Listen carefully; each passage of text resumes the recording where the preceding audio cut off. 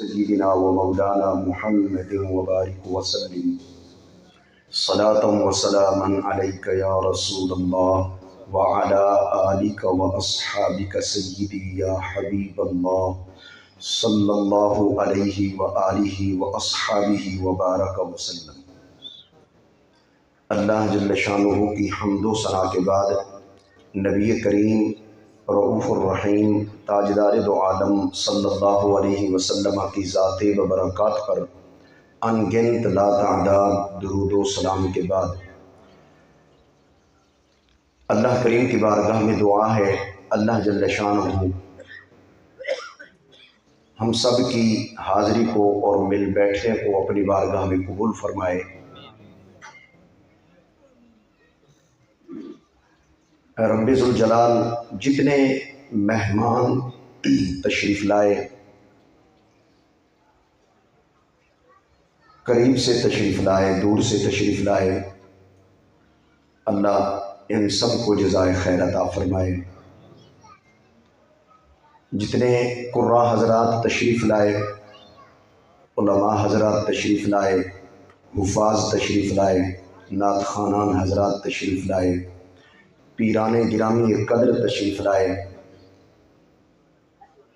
پیری طریقت حضرت محترم المقام جن کے متعلق آپ پہلے ہی سماعت فرما رہے تھے،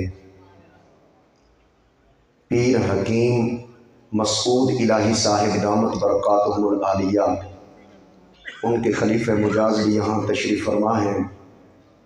اللہ رب العزت اپنی بارگاہ سے ہر ایک کو اجر عظیم عطا فرمائے، دارین کی سعادتیں عطا فرمائے، اور مجھ طالب علم کو قرآن مجید فرقان حمید اور احادیث نبویہ سے چند باتیں اور چند پیغامات آپ تک پہنچانے کی توفیق عطا فرمائے۔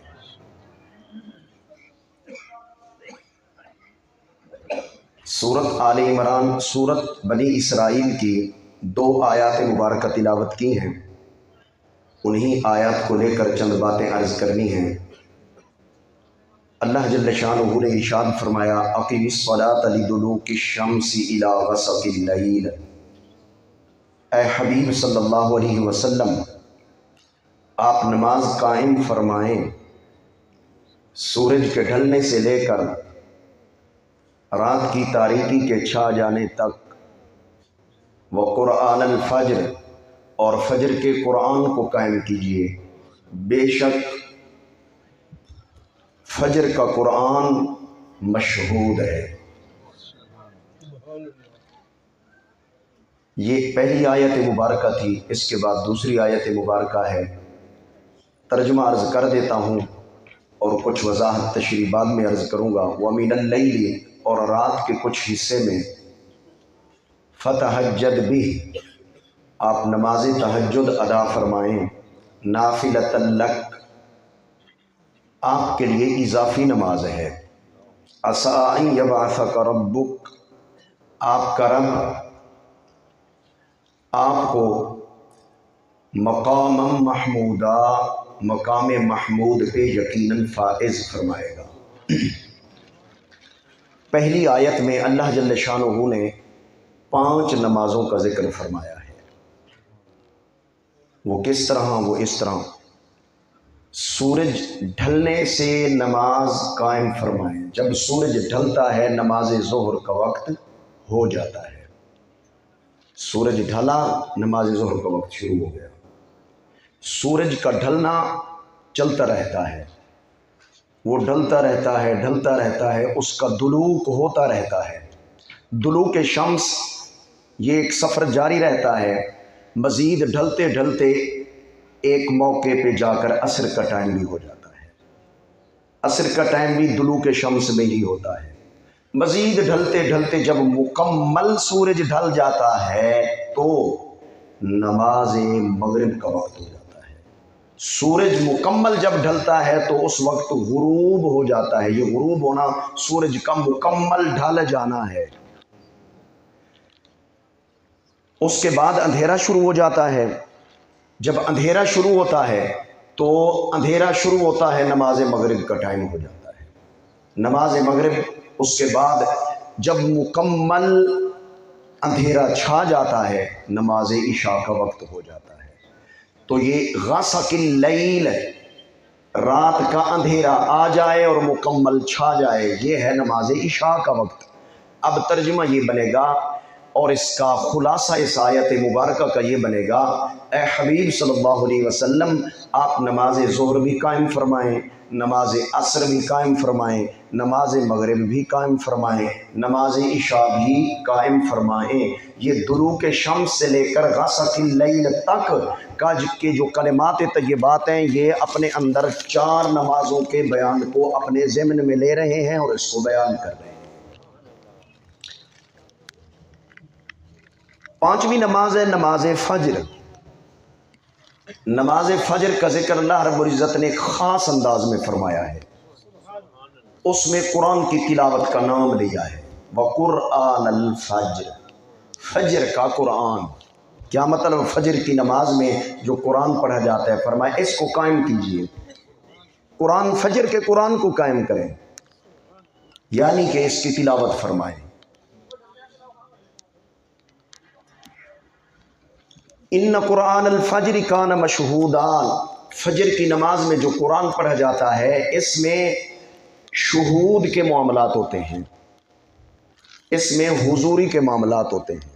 وہ کیا ہیں وہ میں عرض کرتا ہوں. اس آیت میں 5 نمازوں کا اللہ نے ذکر فرمایا ہے اور وہ اس انداز میں فرمایا ہے، اس میں حکم کس کو دیا ہے؟ اپنے حبیب کو. اس آیت میں امت کو حکم نہیں ہے، براہ راست سرکار دو عالم صلی اللہ علیہ وسلم کو حکم ہے. اگرچہ اس کے علاوہ اور آیات میں براہ راست امت کو بھی حکم دیا گیا ہے. اس آیت میں خطاب کس سے ہے؟ نبی علیہ السلام سے. اللہ گفتگو کیسے فرما رہا ہے اس آیت میں؟ سرکار دو عالم صلی اللہ علیہ وسلم سے.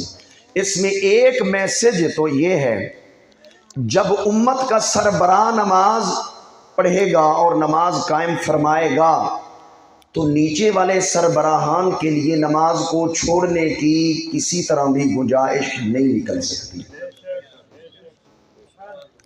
نہ کسی عالم کے لیے جائز ہے کہ نماز کو چھوڑے، فرض نماز کی بات عرض کر رہا ہوں. نہ کسی پیر صاحب کے لیے اجازت ہے کہ وہ نماز کو چھوڑے، نہ کسی سیاست دان کے لیے یہ گنجائش ہے کہ وہ نماز کو چھوڑے. یہاں پر تو فرق ہی نہیں ہے، امیر ہے غریب ہے، امام ہے مقتدی ہے، پیر ہے مرید ہے، عالم ہے جاہل ہے، نماز پڑھنی ہوگی.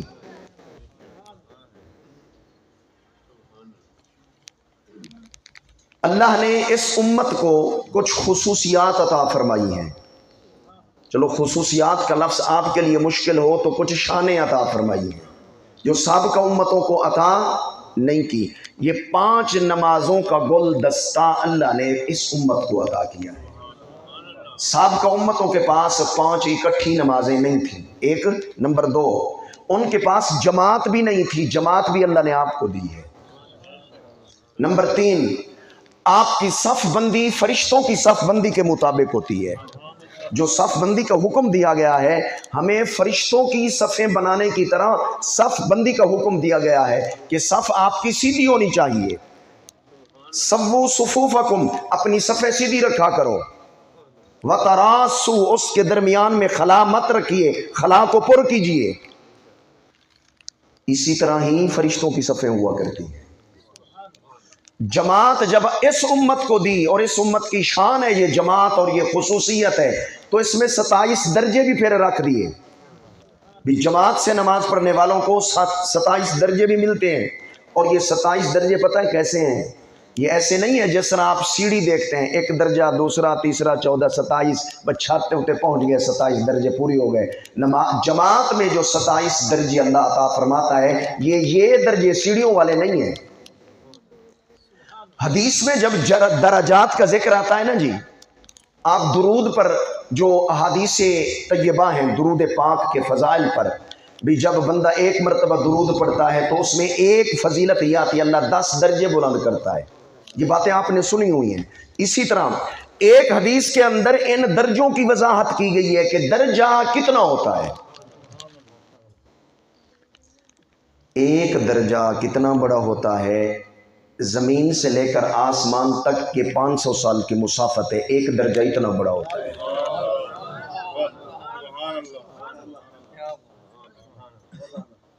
نماز میں اعلیٰ درجے کی عاجزی، اعلیٰ درجے کی انکساری موجود ہے، اس میں ایسا جھکنا موجود ہے کہ ایسا جھکنا کسی اور کے لیے جائز شریعت محمدیہ میں نہیں ہے۔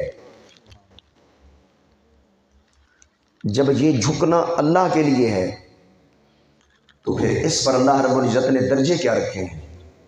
27 درجے رکھے ہیں کہ تم جماعت سے جھکو گے نا مجھے، جماعت نماز کی صورت میں با جماعت ادا کرو گے، میں تمہیں 27 درجے دوں گا۔ اور یہ درجے 27 کتنے ہیں؟ ایک درجہ آسمان و زمین کی مسافت کے برابر بنتا ہے، تو 27 درجے دیکھ لیں۔ نمازی جب اللہ کو جھکتا ہے تو درجوں کے اعتبار سے کتنا بلند چلا جاتا ہے، حساب خود لگا لینا۔ یہ تو امتی کے درجے ہیں، نبی کے درجے نہیں ہیں۔ یہ نبی کے درجے اور ہیں، جن کی امت کے اتنے درجے ہوں اور اتنی شان و عظمت ہو، تو جس کی امت اتنی عظیم و شان ہو، اتنے درجات رفیع کی مالک ہو، تو بتائیے پھر اس نبی کے درجوں کا مرتبہ اور مقام کیا ہوگا؟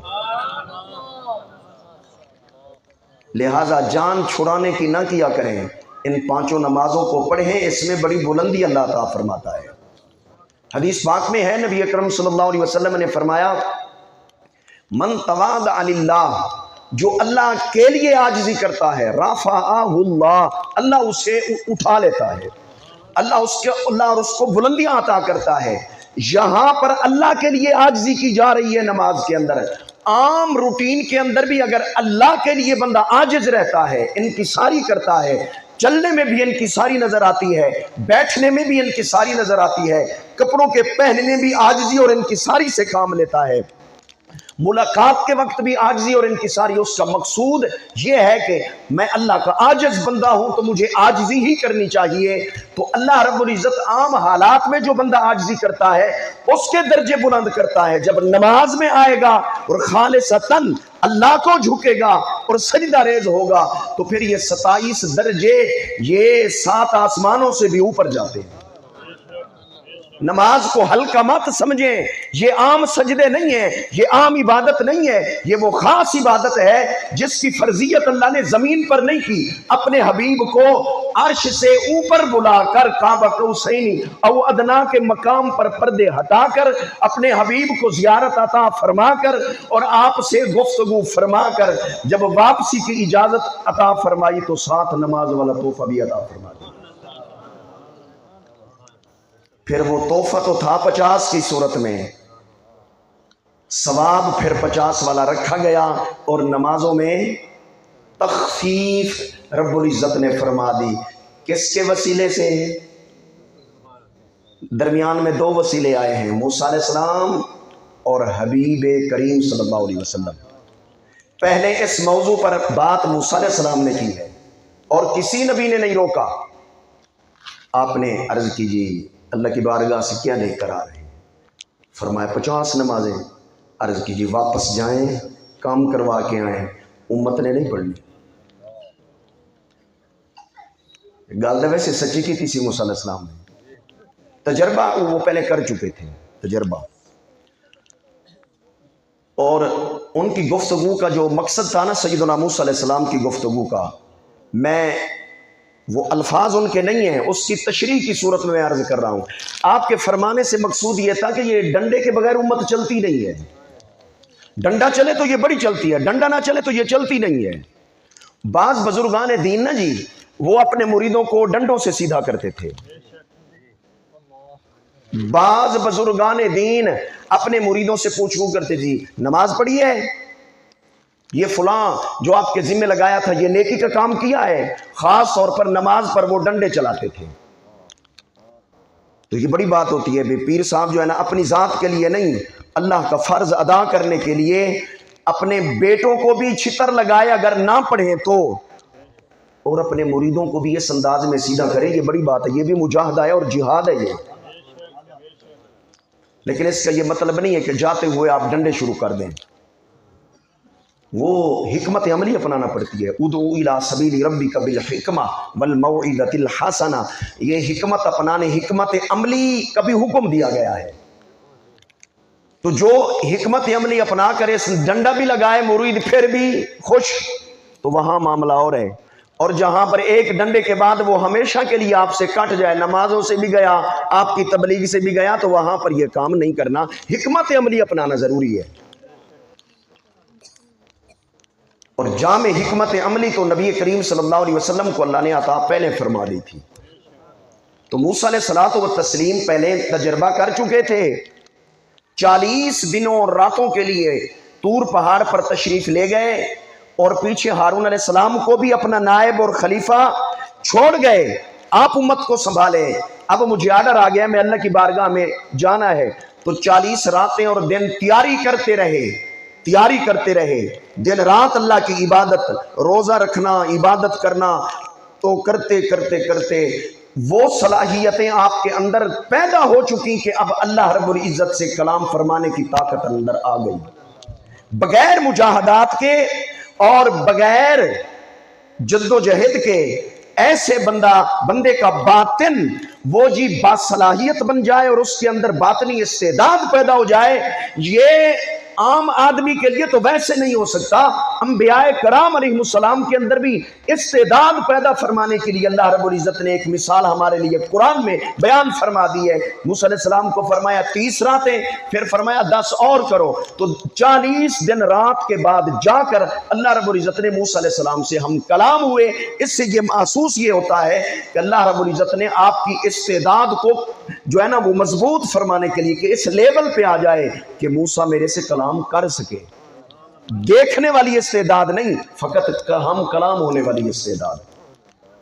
تو بغیر مجاہدات کے، بغیر ریاضات کے، بغیر مراقبات کے یہ معاملات آگے بڑھنے والے نہیں ہیں.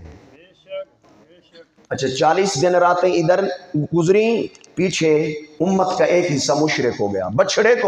بچڑا سمجھ دے ہو جی، اے بچڑے نو اپنا خدا تے معبود بنا لیا. میں سارا خدا ہے. ہارون علیہ السلام نے بڑا سمجھایا، لیکن گال سمجھ کیوں؟ او ذرا ہم جمالی طبیعت دے. جہاں جمال ہو وہاں بگاڑ زیادہ پیدا ہوتا ہے. تو چونکہ آپ ذرا نرم طبیعت کے مالک تھے، موسیٰ علیہ السلام تھے جلالی، واپس آئے تو پھر ٹھافا شروع ہو گئی. اب جی توبہ کرو. جی کیسے توبہ کریں؟ اللہ نے فرمایا توبہ یوں کریں، جنہوں نے شرک کیا ہے ان کی گردنیں اتاری جائیں. اور اتارے کون؟ ان کے وہ رشتہ دار جو شرک سے محفوظ رہے. بیٹے نے شرک کیا ہے اور باپ محفوظ رہا، باپ کو حکم ہوا تو تلوار اٹھا اور اپنے بیٹے کی گردن کاٹ. توبو الی باریکم فاقتلوا انفسکم، یہ تھا ان کی توبہ کا طریقہ. اللہ نے اس امت کو اس طریقے سے محفوظ رکھا ہے. کس کی وجہ سے؟ بس یہ کسی کی وجہ ہے. وہ کوئی ہیں جن کی وجہ سے یہ نرمیاں کی جا رہی ہیں. سابقہ امتوں کے لیے توبہ کی قبولیت کے طریقے اور اس امت کے لیے توبہ کے طریقے اور. اللہ نے توبہ کے طریقے جو سابقہ انبیاء کے لیے رکھے تھے اس امت کے لیے وہ رکھے ہیں. سیدنا آدم علیہ السلام کی توبہ دیکھ لیں، قرآن میں اس کا ذکر ہے. فَتَلَقَّى آدَمُ مِن رَبِّهِ كَلِمَاتٍ فَتَابَ عَلَيْهِ. حضرت سیدنا آدم علیہ السلام نے اللہ کی بارگاہ میں گزارشات کی، عریضے پیش کیے. اللہ رب العزت نے توبہ قبول فرما لی. اس کی بھی پوری تفصیل ہے احادیث کی روشنی کے اندر. وہ کلمات کیا تھے؟ 6 طرح کی احادیث مبارکہ اس پر موجود ہیں کہ وہ کلمات تھے کیا. اس میں ایک روایت یہ ہے کہ وہ کلمات سرکار دو عالم صلی اللہ علیہ وسلم کے وسیلہ پیش کرنے پر مبنی تھے. وہ کلمات انبیاء کی توبہ کا یہ طریقہ تھا، اس امت کو اللہ نے وہی طریقہ عطا فرمایا ہے. یہ نرمی، یہ شفقت، یہ تخفیف سرکار دو عالم صلی اللہ علیہ وسلم کی وجہ سے ہوئی. ہزاروں سر کٹے، عرض کی موسیٰ علیہ السلام نے مولا کریم اب شفقت فرما دے. ہزاروں گردنیں کٹنے کے بعد اللہ نے فرمایا جن کی گردنیں کٹ گئیں میں ان کو شہید قرار دیتا ہوں، اور جو رہ گئے ان کو میں معاف کرتا ہوں. آئندہ واسطے ہی کریں گے تو پھر یہ طریقہ ہونا ہے. تو موسیٰ علیہ السلام نے عرض کی اے اللہ کے حبیب تخفیف کروا لیں، امت پڑھنے والی نہیں ہے۔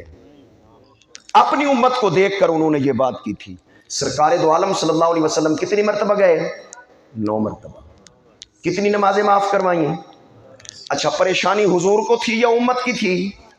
نبی علیہ السلام نہیں پڑھ سکتے تھے 50 نمازیں؟ نہیں، اللہ رب العزت فرماتا میرے حبیب 1000 نمازیں آپ نے پڑھنی، آپ نے تو 1000 بھی پڑھنی تھی۔ مسئلہ پریشانی امت کی تھی، نبی کا اپنا یہ ذاتی معاملہ نہیں تھا۔ نبی علیہ السلام نے 45 نمازیں معاف کروائیں، واپس آئے موسیٰ علیہ السلام نے پھر روک لیا، عرض کی جی وہ معاف ہو گئی؟ فرمایا معاف ہو گئی ہیں، 5 باقی ہیں۔ عرض کی جی ایک مرتبہ پھر جائیں۔ امتی جو جاہل ہے نا، جاہل جن کو پتہ ہی نہیں ہے کہ نماز کی عظمت شان کیا ہے، وہ کہتے ہیں ایک باری حضور چلے جان دینا ساڈا کام بن جانا سی۔ اچھا تہاڈا کی کام بن جانا سی جی؟ بھی تہاڈا کی کام بن جانا سی؟ بھئی وہ کام بن جانا سی، ہن سجدے کرنے پیندے نے، وضو کرنا پیندا ہے کہ وہ گناہ معاف ہو جاندے نے۔ اسی چاہندے سی گناہ معاف نہ ہوئے۔ نماز پڑھن دے نال کی ہونا ہے جی؟ جس طرح درخت کے پتے ہلنے سے جھڑ جاتے ہیں، نمازی کے گناہ اللہ ایسے ہی جھاڑتا ہے۔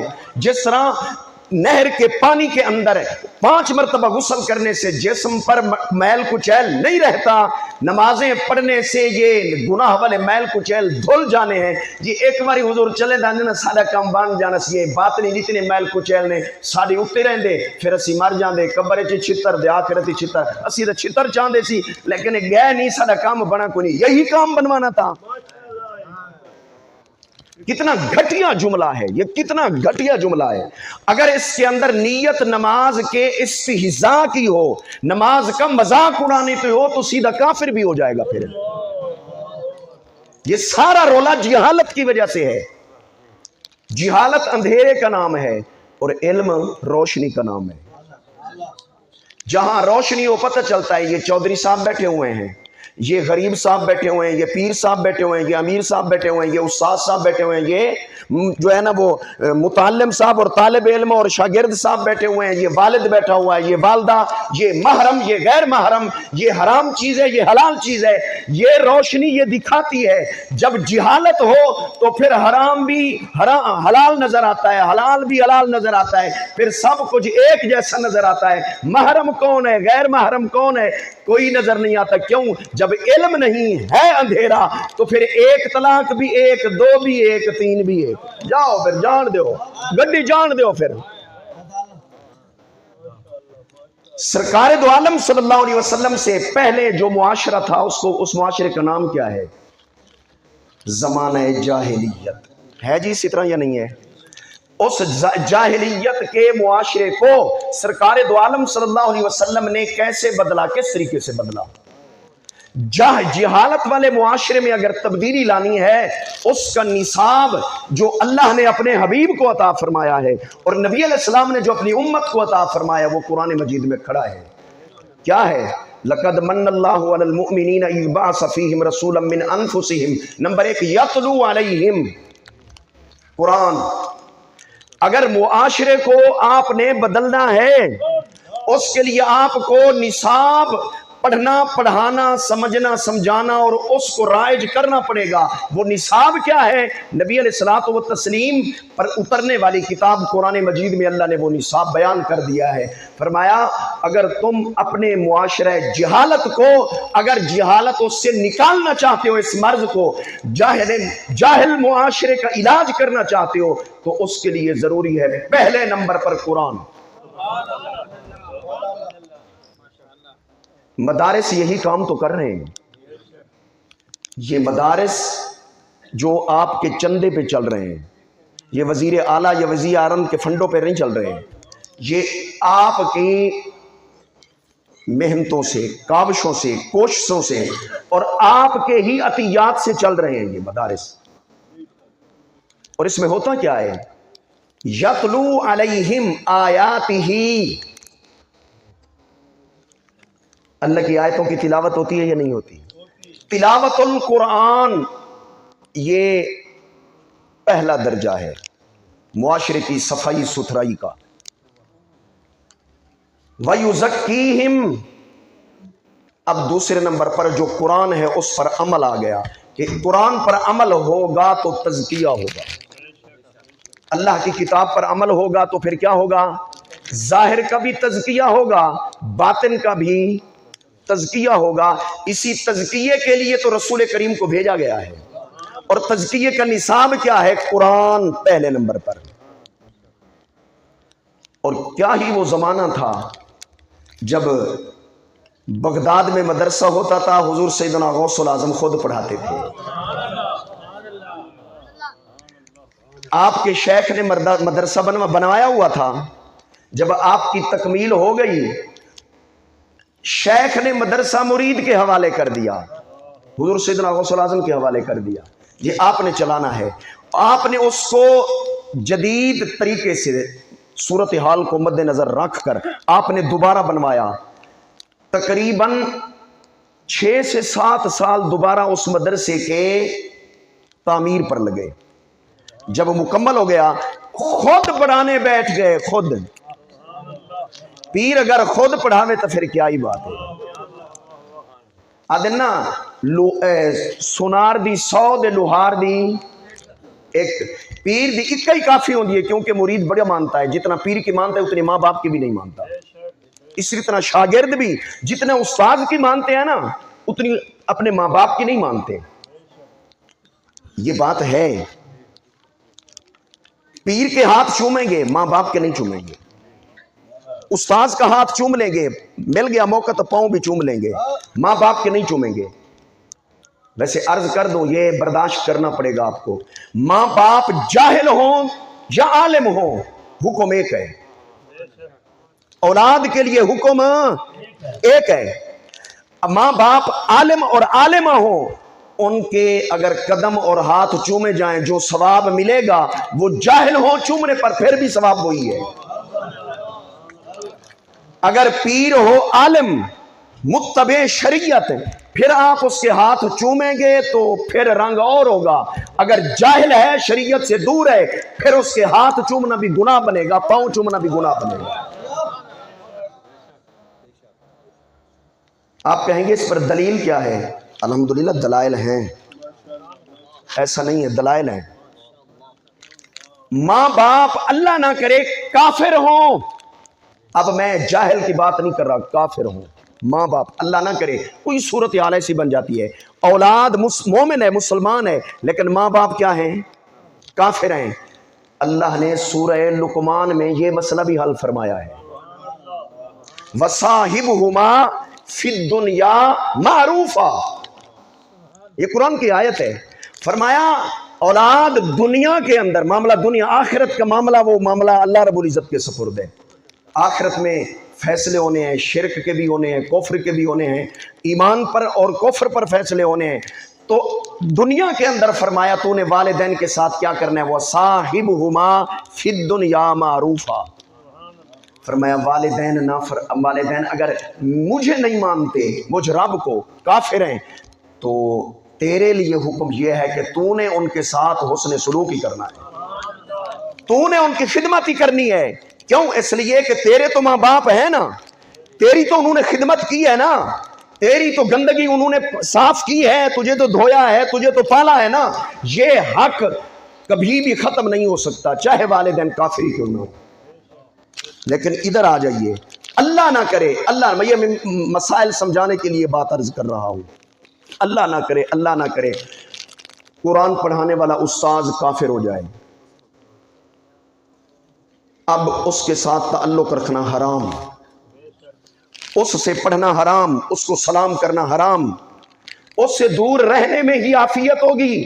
اللہ نہ کرے کوئی پیر اس طرح اس کی صورتحال ہو جائے، مرید کے لیے اس کے قریب جانا حرام ہوگا، مرید کو جائز نہیں ہوگا، نہ وہ مرید رہا، نہ وہ پیر رہا۔ اتنے فرق کے باوجود دیکھ لیں، ہم چونکہ تعلیمات قرآن سے دور ہیں، تعلیمات سے دین سے دور ہیں، اس لیے ہمارے رویوں کے اندر بھی فرق ہے، ہمارے اٹھنے بیٹھنے کی بھی فرق ہے، ہمارے چالوں کے اندر بھی فرق ہے، ہماری عادات کے اندر فرق آ گیا ہے۔ اگر پلٹ جائیں قرآن اور اس کی تعلیمات کی طرف تو پھر تو بلے ہی بلے بلے ہے۔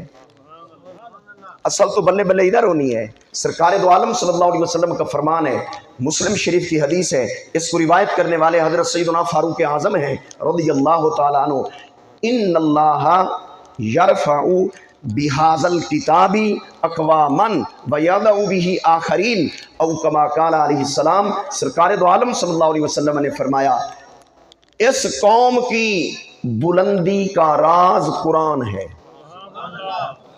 یہ قوم اللہ کے نزدیک بلند تب ہوگی، اللہ رب العزت ان کو بلندیاں تب عطا کرے گا، یعنی میری امت، قوم سے مراد امت مصطفیٰ صلی اللہ علیہ وسلم ہے۔ یعنی فرمان کا مقصد یہ ہے، میری امت اگر بلند ہونا چاہتی ہے، اغیار پر غالب آنا چاہتی ہے، اپنے دشمنوں پر، ہمارا دشمن شیطان ہے، ہمارا دشمن نفس امارہ ہے، ہمارا دشمن دشمنان اسلام ہے، یہ تین ہمارے دشمن ہیں۔ دشمنوں پہ غلبہ، دشمنوں پر رعب، غالب تب ہم آئیں گے جب نبی علیہ السلام نے فرمایا تم قرآن سے جڑے رہو گے۔ قرآن سے جو بھی دور ہوا وہ کیا ہوگا؟ وَيَضَعُ بِهِ آخرین، وہ نتیجہ نبی علیہ السلام نے اپنی زبان مبارک سے خود بیان فرما دیا۔ فرمایا قرآن کے ذریعے ہی اس قوم یعنی میری امت کو اللہ نیچے دبا دے گا، تنزلی کا شکار کر دے گا، گرا دے گا، اس کی عزت نہیں رہے گی۔ کیوں؟ یہ قرآن چھوڑ بیٹھے۔ اگر ہم مسلمان اللہ کی بارگاہ میں معزز بننا چاہتے ہیں، اللہ کی بارگاہ میں اس کے قریبی بندے بننا چاہتے ہیں، مقرب بندے بننا چاہتے ہیں، تو قرآن کے علاوہ ہم اللہ کے قریب نہیں ہو سکتے، عزت نہیں لے سکتے۔ وہ معزز تھے زمانہ میں مسلمان ہو کر، ہم ذلیل و خوار ہوئے تارے کے قرآن ہو کر۔ آج ہمارے معاشرے میں صورتحال یہ ہے کہ قرآن مجید درست پڑھنے، اگر یہ کام شروع کر دیا جائے نا، کون درست پڑھتا ہے، کون صحیح پڑھتا ہے، غلط پڑھتا ہے، تو اگر ایک ماہر کو بٹھا دیا جائے 100 میں سے تقریباً 90 افراد غلط پڑھنے والے نکلیں گے، معذرت کے ساتھ۔ تو یار ہمارا اتنا تعلق قرآن سے جو ہے نا وہ کمزور ہو چکا ہے۔ قرآن کا ترجمہ کتنے کر سکتے ہیں؟ یہ تو پھر 95 جائیں گے۔ قرآن کے حرام و حلال کتنے جانتے ہیں؟ یہ مزید جہالت والا عدد بڑھے گا، تو پھر ہم کہاں کھڑے ہیں؟ اب تو کوشش ہو رہی ہے کہ مدارس کو نئی رجسٹریشن کروا کے ان کو اپنی تحویل میں لے کر ان کا بھی کباڑہ کیا جائے، حالانکہ ان کے چندوں پہ نہیں چل رہے، ان کے فنڈوں پر نہیں چل رہے، یہ عوام کے فنڈوں پر مدارس چل رہے ہیں، لیکن اس کے باوجود بھی ان کو بھی اپنی تحویل میں لینے کے قانون بن چکے ہیں، آپ کو معلوم ہونا چاہیے۔ آگے عمل درآمدی میں علماء رکاوٹ بنے ہوئے ہیں، علماء مدارس والے، وفاق المدارس والے ہوں اور یہ تنظیم المدارس والے ہوں، نظام المدارس والے ہوں، یہ تمام جو ہے نا یہ درمیان میں سامنے رکاوٹ بنے ہوئے ہیں، ورنہ اے صاحب کا حکمران کیڑا گزرا سی؟ چلو تمہیں پتہ تھوڑی جی اس پاسے گال کر لئیے، ذرا بور ہوئے بیٹھے ہو۔ ایس ہن موجودہ وزیر اعظم تو پہلے کیڑا وزیر اعظم سی؟ پتہ کوئی نہیں تنوں؟ ووٹ دے دے بھول گئے ہو؟ عمران خان۔ حضرت کے دور میں یہ قانون بن چکا ہے، بن چکا تھا، موجود ہے، بنا ہوا کہ ان مدارس کی رجسٹریشن دوبارہ ہوگی اور ان کو حکومت اپنی تحویل میں لے گی، جس کو چاہے باہر گیٹ آؤٹ کر دے، جس کو چاہے، یعنی قبضہ کرنے کے قانون بن چکے ہیں، لیکن عمل درآمدی اس لیے نہیں ہو سکتی کہ مدرسوں والے درمیان میں رکاوٹ ہے۔ یاد رکھیں دین دبنے سے دبتا نہیں ہے، یہ قرآن دبنے کے لیے نہیں آیا، قرآن دبنے کے لیے نہیں آیا، دین مصطفیٰ دبنے کے لیے نہیں آیا۔ ورفعنا لک ذکرک کا اعلان اللہ نے خود فرمایا ہے، قرآن کی حفاظت کا ذمہ اللہ نے خود لیا ہے، لہٰذا اس کی حفاظت کے جو نتائج ہیں وہ آپ کو دیکھنے میں ملتے رہیں گے۔ بڑے بڑے فرعون آئے، ٹکرائے اور چلے گئے، اللہ کا دین ویسے کا ویسا ہی ہے، ٹکرانے والے آئے تھے اور چلے گئے، یہ انہوں نے ٹکرانا ہے اور اس ٹکر کے اندر نقصان انہی کا ہی ہے، دین کا یہ نقصان نہیں کر سکتے، دین تیرا میرا نہیں ہے، میرے رب کا دین ہے۔ وَقُرْآنَ الْفَجْرِ إِنَّ قُرْآنَ الْفَجْرِ كَانَ مَشْهُودًا، فرمایا فجر کی نماز میں قرآن پڑھا کریں۔ کوئی خاص راز ہے؟ جی حالانکہ ہر نماز میں قرآن پڑھا جاتا ہے، فجر کی نماز میں کوئی خصوصیت ہے؟ جی ہاں، وہ کیا ہے؟ اس بات کو ان آیات کے تحت علامہ ابن قیم نے یہ بات بیان کی ہے، باقی مفسرین نے بھی لکھا ہے اس کے اوپر، لیکن اس نے جو انفرادی طور پر جو بات لکھی ہے میں وہ عرض کر، کیونکہ جس نے لکھی ہے میں نے اس کا نام بتانا ہے، اس کو دوسرے مارکا بھی بڑا اچھا سمجھتے ہیں، علامہ ابن قیم کو۔ علامہ ابن قیم نے آیات کے تحت لکھا ہے کہ نبی علیہ السلام کی فرامین ہیں، انہوں نے پھر وہ حدیث سے پہلے درج کی ہیں۔ وہ خاص راز کون سا ہے کہ فجر کی نماز میں قرآن کے پڑھنے کی اور قرآن کے پڑھتے وقت حالت نماز میں شہود کی بات ہو رہی ہے کہ یہاں شہود اور حضوری اور شہودی والا معاملہ ہوتا ہے۔ وہ کیا ہے؟ وہ فرماتے ہیں ایک تو یہ ہے کہ رات کو جو فرشتے ڈیوٹی دیتے ہیں نا جی، وہ جب دن آتا ہے، صبح صادق ہوتی ہے، وہ ایسے نہیں جاتے، وہ فجر کی نماز پڑھ کے جاتے ہیں، اور پڑھتے کہاں ہیں؟ جس مسجد میں جماعت ہوتی ہے نا، اسی مسجد میں پھر وہ کیا کرتے ہیں؟ آتے ہیں آپ کے ساتھ، وہ جماعت سے نماز پڑھتے ہیں۔ ایک تو فرشتوں کا شہود ہوا، شہود کا معنی حاضر ہونا، ایک تو فرشتوں کا شہود اور حضور ہوا، اور جو دن کو ڈیوٹی دینے والے ہوتے ہیں انہوں نے آنا ہوتا ہے، پھر وہ بھی ساتھ نماز پڑھ کے اپنی ڈیوٹیاں شروع کر دیتے ہیں، رات والے چلے جاتے ہیں۔ اسی طرح عصر کی نماز کے بارے میں بھی یہ ہے، لیکن قرآن مجید کی تلاوت اور اس کا شہود، انہوں نے کہا صبح کی نماز میں قرآن کی تلاوت اور اس میں شہود اور حضور کا ایک اور صورت بھی احادیث میں بیان کی گئی۔ وہ کیا ہے؟ وہ فرماتے ہیں نبی علیہ السلام کے فرامین موجود ہے کہ نبی علیہ السلام نے فرمایا اللہ رب العزت رات کا جو آخری تہائی حصہ ہوتا ہے نا، اس میں پہلے آسمان پر اپنی شان کے مطابق نزول اجلال فرماتا ہے۔ پہلے آسمان پر اپنی شان کے مطابق اس کا جو نزول ہے اور اس کی جو کیفیت ہے وہ مجہول ہے، وہ معلوم نہیں ہو سکتی کسی کو، حالانکہ اللہ آنے جانے سے پاک ہے۔ اللہ آنے جانے سے، اٹھنے بیٹھنے سے پاک ہے، وہ پاک ذات پہلے آسمان دنیا پر رات کے آخری حصے میں نزول اجلال فرماتی ہے، پھر اس کا یہ نزول صبح صادق اور بعض احادیث میں ہے نماز فجر تک برقرار رہتا ہے۔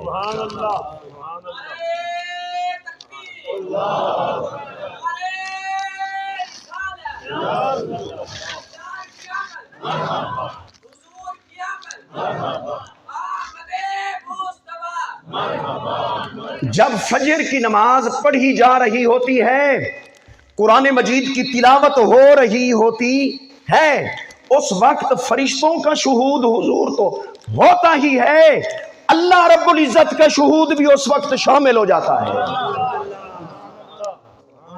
اور وہ شہود کب شروع ہوا تھا؟ رات کے آخری تہائی حصہ، آخری تہائی حصہ، اس میں جو نزول ہوا تھا اسی نزول میں شہود بھی موجود ہے، اسی میں حضور بھی موجود ہے، وہ حضوری اور وہ شہود ان قرآن الفجر کان مشہودا میں موجود ہے۔ اس لیے باقی نمازوں کے قائم کرنے کی بات اس آیت میں کی اللہ نے، اور فجر کی نماز کے فقط قائم کرنے کی نہیں، اس میں قرآن کی تلاوت کی، اور قرآن کی تلاوت کے ساتھ شہود کی، حاضر ہونے کی، شہود کی اللہ نے بات کی۔ اس میں حدیثوں نے صاحب قرآن نے راز کھولا، اور راز صاحب قرآن نے کھولا تو پھر کچھ کو سمجھ آیا اور کچھ کو سمجھ نہیں آیا۔ اگر سمجھ آ گیا تب بھی ٹھیک ہے، نہیں آیا تب بھی ٹھیک ہے، یہ حقیقت موجود ہے۔ اللہ رب العزت کا وہ شہود، اللہ کا وہ نزول اجلال جو اس کی شان کے مطابق ہے، وہ رات کے تہائی حصے میں چلتا رہتا ہے، چلتا رہتا ہے، چلتا رہتا ہے، اور اس میں اعلانات ہوتے رہتے ہیں۔ ہے کوئی مستغفر؟ ہے کوئی محتاج؟ ہے کوئی گناہوں کو بخشوانے والا؟ لیکن اپنے سویدے اس ٹائم پھوکے مار رہے ہیں، سو رہے ہیں، اور آرام کی نیند سو رہے ہوتے ہیں، اور خوش نصیب مصلی پہ ہوتے ہیں، ادھر اللہ کا نزول اجلال، ادھر ان کا مصلی۔ اور یہ پھر کیا ہے؟ پھر یہ مصلی پر چل رہے ہیں، اللہ کا نزول اجلال اور اس کے اندر اعلانات اور اللہ رب العزت کا خاص رحمت کا پیکج وہ بھی چل رہا ہے۔ ادھر اذان ہوتی ہے، وہ ابھی چل رہا ہے وہ پیکج اللہ کا، ادھر سے جماعت شروع ہوتی ہے، پھر قرآن کی تلاوت ہوتی ہے، اور قرآن اللہ کی صفت ہے، قرآن کلام اللہ کی، وہ جو صاحب کلام ہے اس کا شہود اور ظہور بھی تشریف فرما ہوتا ہے اس وقت، اور یہ کیفیات ہوتی ہیں، یہ کسی کو سمجھ آئیں یا نہ آئیں، لیکن جو آیا کھڑا ہے نا جماعت کے اندر وہ محروم نہیں جاتا، محروم نہیں جاتا۔ وہ بخاری مسلم ابو داود کی سیاست تک یہ حدیث ہے جو فضائل ذکر پر موجود ہے کہ اللہ رب العزت فرشتے بھیجتا ہے، جاؤ ان مجلسوں کو تلاش کرو جہاں میرا ذکر ہو رہا ہو۔ اچھا جی، اللہ کا ذکر جاؤ رہا، وہ آ جاتے ہیں، وہ اپنی پوری سیکورٹی کے ساتھ آتے ہیں، کھڑے رہتے ہیں، وہ جو ان کا کام ہے وہ کرتے رہتے ہیں، اور جب وہ مجلس سے ذکر برخاست ہوتی ہے، اللہ کی بارگاہ میں جاتی ہے، اللہ ان سے پوچھتا ہے، حالانکہ وہ جانتا ہے کیا ہوا ہے نیچے، اللہ پوچھتا ہے کیا کر رہے تھے میرے بندے، وہ ساری گفتگو سناتے ہیں جو ہوا، اس میں اللہ فرماتے ہیں کیا مانگ رہے تھے، پھر وہ بھی بتاتے ہیں کس سے وہ پناہ مانگ رہے تھے، وہ بھی جہنم سے پناہ مانگ رہے تھے، جنت کا سوال کر رہے تھے، گناہوں کی بخشش مانگ رہے تھے، وغیرہ وغیرہ۔ آخر میں ایک جملہ ہے، میں اس حدیث کا وہ عرض کرنا چاہتا ہوں، نبی کریم صلی اللہ علیہ وسلم نے فرمایا، وہ فرشتے، اللہ فرماتے فرشتیوں تم اب گواہ ہو جاؤ، میں نے ان کو بخش دیا، لیکن اس میں اللہ کا حضور خاص جو تہائی رات والا ہوتا ہے وہ ادھر نہیں ہوتا۔ اچھا فرشتے جو ہے نا وہ عرض کرتے مولا تو نے بخش دیا ان کو۔ ایک بندہ ایسا تھا جو اپنے کوئی کسی اور معاملے کے لیے آیا تھا، اپنے کام کے لیے آیا تھا، بیٹھا تھا، پھر بھی یہ فارغ ہوں گے تو میں اپنی بات کروں گا، پھر اپنا معاملہ حل کروا کے جاؤں گا، وہ ذکر کرنے کے لیے نہیں آیا تھا، وہ ویسے ہی آیا سی۔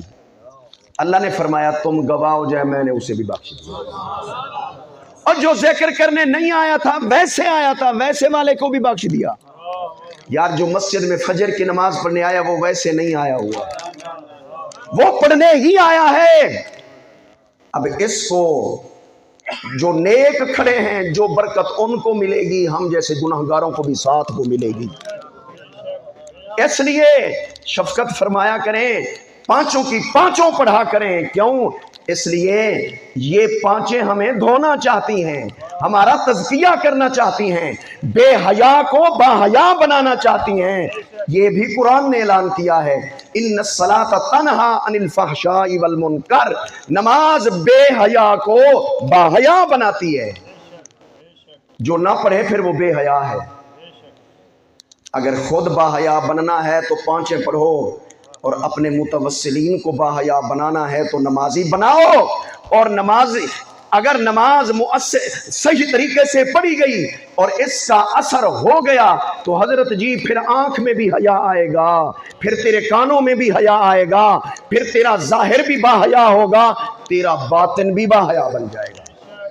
یہ نماز ایویں چھوٹا موٹا تحفہ کوئی نہیں، یہ بہت بڑا انعام ہے جو سرکار دو عالم صلی اللہ علیہ وسلم کے ذریعے سے ہم گناہگاروں کو عطا ہوا ہے، اس کو ضائع مت کریں۔ نبی کریم قرآن مجید کی اس میں چونکہ بات آ گئی، ایک حدیث قرآن مجید کے لیے امام مسلم نے حضرت ابی بن کعب رضی اللہ عنہ سے یہ حدیث روایت کی ہے۔ نبی کریم صلی اللہ علیہ وسلم نے فرمایا، اے ابی بن کعب، اللہ کی طرف سے میری طرف جبریل آ گئے اور حکم لے کر آ گئے کہ انقرأ القرآن علی حرف، ایک طریقے سے اور ایک لغت پر، ایک قرات پر قرآن پڑھنے کی اجازت ہے۔ نبی علیہ السلام فرماتے ہیں میں نے جبریل کو کہا واپس جاؤ، اللہ کی بارگاہ میں عرض کرو میری امت ایک طریقے سے قرآن پڑھنے کی طاقت نہیں رکھتی، حبن علی امتی، میری امت پر آسانی کی جائے۔ اللہ نے حکم دیا ہے میرے حبیب انقرأہ علی حرفین، دو طریقوں سے اور دو قراتوں پر، دو لغتوں پر قرآن پڑھنے کی اجازت ہے۔ پھر دوبارہ نبی علیہ السلام نے فرمایا جبریل واپس جاؤ، میری امت ضعیف ہے، کمزور ہے، وہ اس کے لیے آسانی چاہیے۔ جبریل گئے، واپس آئے، اللہ رب العزت نے حکم دیا میرے حبیب کو جا کر بتا دو تین طریقوں سے قرآن پڑھنے کی اجازت ہے۔ نبی علیہ السلام نے فرمایا جبریل واپس جا، یہ ابھی مشقت ہے، میری امت کمزور ہے، میری امت کے لیے آسانی چاہیے، اللہ تخفیف فرمائے۔ جبریل واپس گئے، دوبارہ آئے، اللہ نے فرمایا میرے حبیب کو جا کر کہو انقرأہ علی सबआति अहरूफिन, 7 तरीकों से कुरान पढ़ने की इजाजत है। और जैनो कारी हजरात 7 किराता आदे ने, अहले अरब उनको 7 लुगात कहते हैं। नबी अलैहिस्सलाम ने सबआत अहरूफ के लफ्ज़ इस्तेमाल फरमाए हैं। 7 तरीकों से कुरान पढ़ने की इजाज़त, ये उम्मत के लिए आसानी है। अच्छा, तो कुरान अगर एक तरीके से पढ़ने का जैसे हुक्म आया था और टक वहीं लगवा दिया जाता और 6 तरीके ना दिए जाते तो बड़ी मुश्किल बनती हमारे लिए, कारियों के लिए भी बड़ी, माहिरीन के लिए मुश्किल बनती, और हमारे जैसे जो आम हैं उनका तो और मुश्किल मामला हो जाता। अल्लाह ने नमाज में जैसे आसानी अता फरमाई है 50 से 5, कुरान में भी पढ़ने में अल्लाह ने आसानी अता फरमाई है। इतनी आसानियां हुजूर की वजह से हमें मिले, फिर भी हम नाफरमान रहे, फिर भी हम बेहया रहे, फिर भी हम अयाश रहे, फिर भी हम फजूल खर्चियां करें, दीन पर लगाने की बजाय शैतान के राहों पर लगा रहे हैं। यार हमें भी तो कोई वफादार उम्मती बनना चाहिए ना। नबी अलैहिस्सलाम फरमाते हैं, अल्लाह ने फरमाया मेरे हबीब कुरान 7 लुगात और तरीकों पर पढ़ने की इजाज़त है। अब तूने 3 मरतबा सवाल किया है मेरे से, मैं इसके बदले में 3 दुआएं भी आपको अता फरमाता हूं। मैंने जब ये हदीस पढ़ी ना, और कुछ हदीसें पहले पढ़ी हुई थी, उनमें आया था लिकुल्ली नबिय्यिन दावतुन मुस्तजाबा, हर नबी को दुआ का एक खास कोटा मिला। एक दुआ ऐसी अल्लाह ने अता फरमाई कि उसमें जो मांगोगे अल्लाह अता करेगा। नबी अलैहिस्सलाम को अल्लाह ने उस खास कोटे में से एक दुआ नहीं 3 अता फरमाई है। बाकी नबियों को एक एक, सरकार दो आलम सल्लल्लाहु अलैहि वसल्लम को 3 अता फरमाई। जब अता फरमाई तो नबी अलैहिस्सलाम ने 2 का इस्तेमाल उसी वक्त कर दिया, और वो 2 दुआएं अपने जात के लिए इस्तेमाल नहीं फरमाई, अपनी उम्मत के लिए। अल्लाहुम्मा गफिर लि उम्मती, अल्लाहुम्मा गफिर लि उम्मती, ऐ अल्लाह मेरी उम्मत को बख्श दे, ऐ अल्लाह मेरी उम्मत को बख्श दे। तीसरी दुआ फरमाया व अखरतु सालिसता लियौमी यरगबु इलैयल खल्कु कुल्लुहुम हत्ता इब्राहीम अलैहिस्सलाम। नबी अलैहिस्सलाम ने फरमाया तीसरी दुआ मैंने बचा ली है, उस दिन इसका इस्तेमाल करूंगा।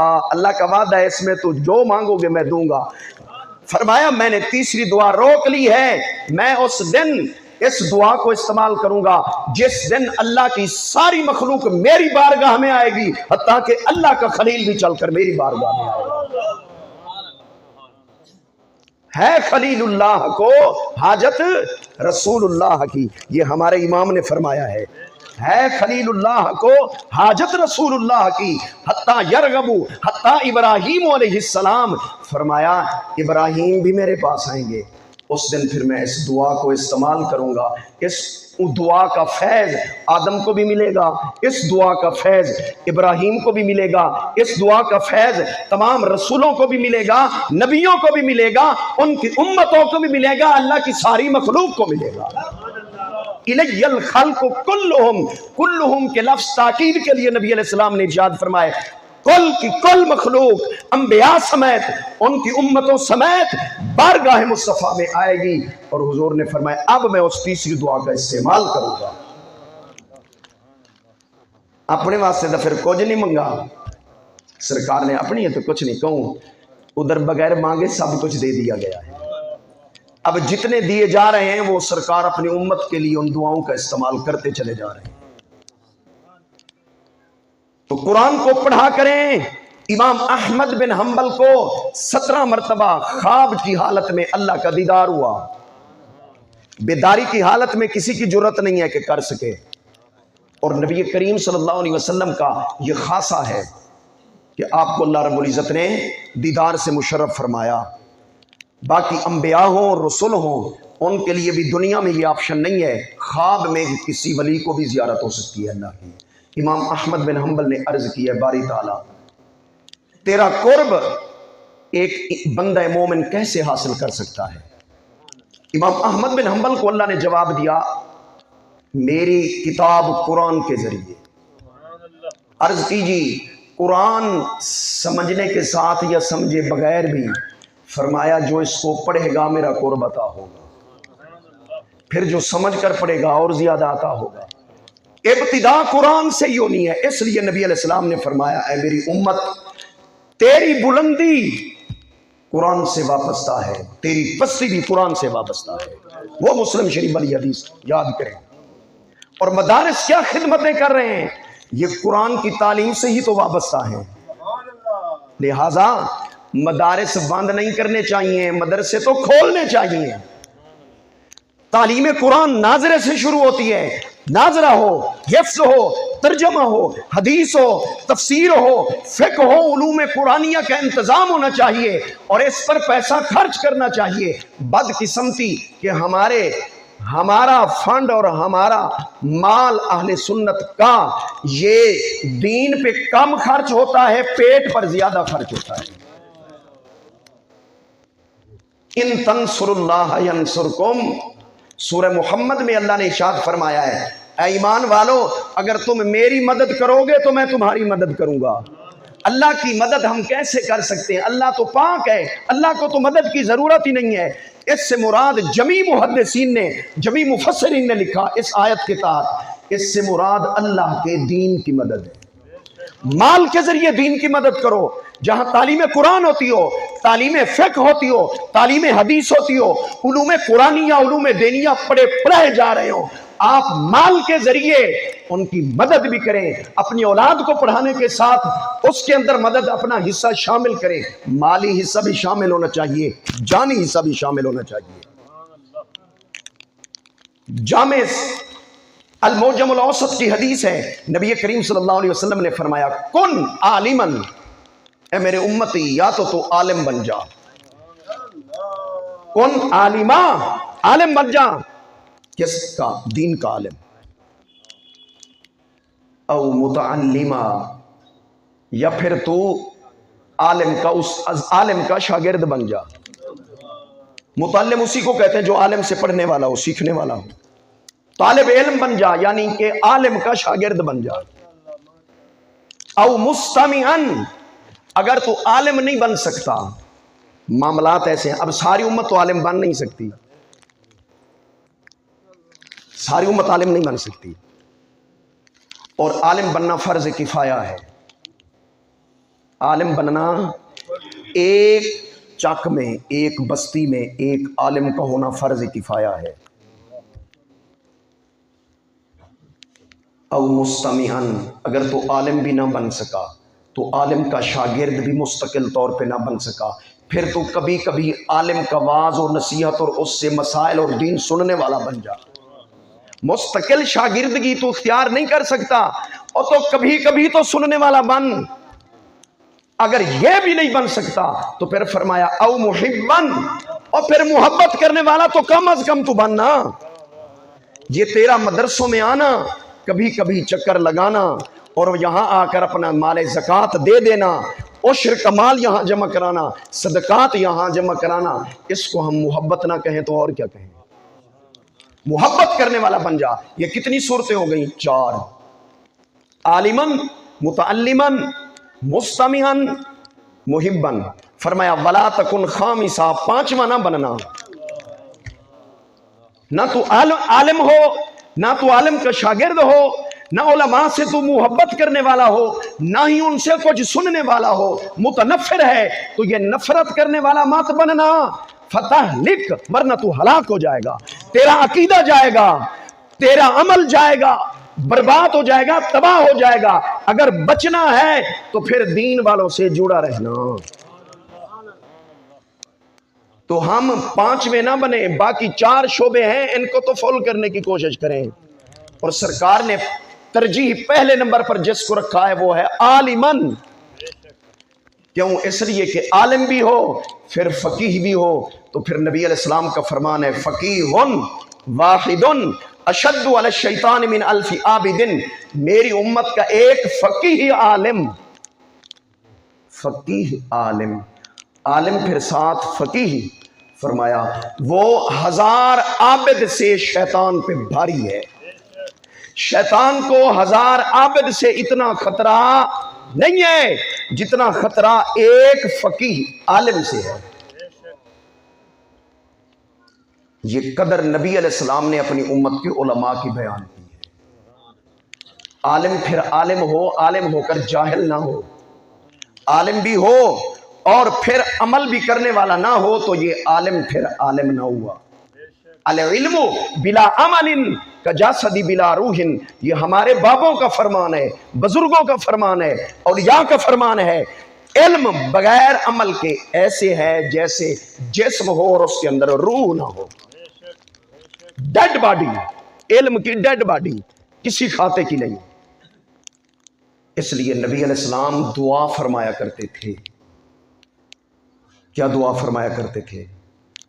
اے اللہ مجھے علم نافع عطا فرما۔